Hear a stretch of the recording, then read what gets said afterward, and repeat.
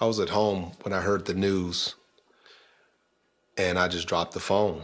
And I turned to my wife and told her, and we just cried because she understood how important Junior was to me.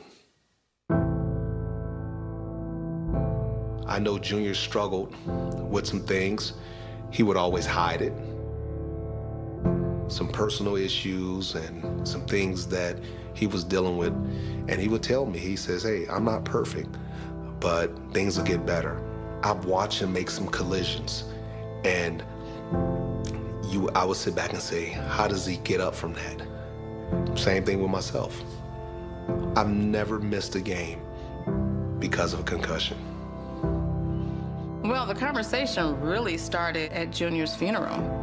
I said, we need to talk more openly about it, and he needs to tell me how he feels all the time. People look at me and say, oh man, you look great, you look like you're in shape. Yeah, I'm in shape, I eat right and I exercise and stuff like that.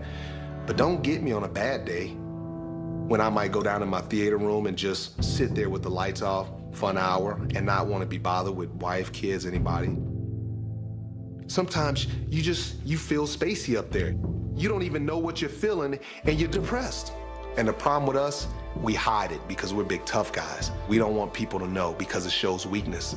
It shows vulnerability. I call them episodes when he's not feeling himself, and he'll get that every now and then. It's not severe at all, but it's definitely maintainable.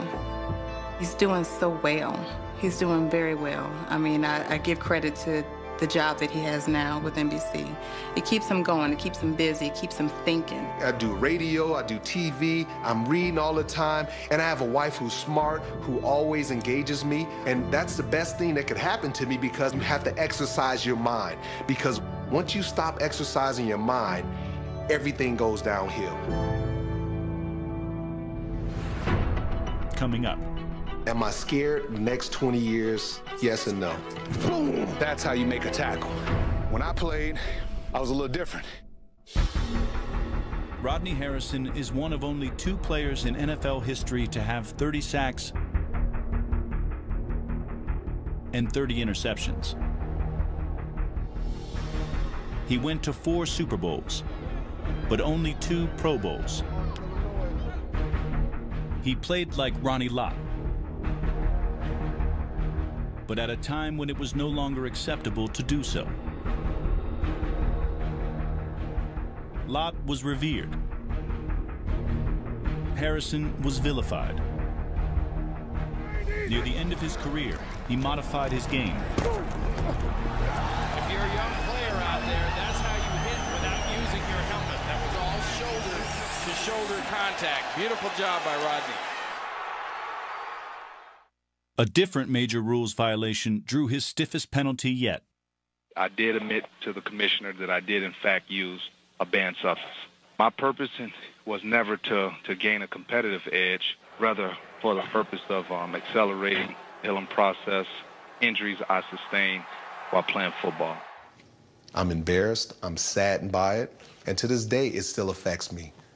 Because this is something that my 12-year-old son, my 9-year-old son, they can look up, and it's easy for people to say, you're a cheater.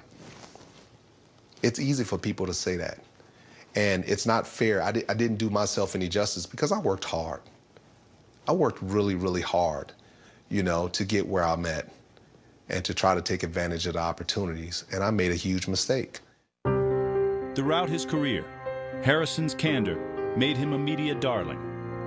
For me in particular, as a woman and one of the few women who covered the Patriots at that time, there was almost a warmth to him, whether it's because his own mother worked so hard and he knew that, you know, I was a working mom.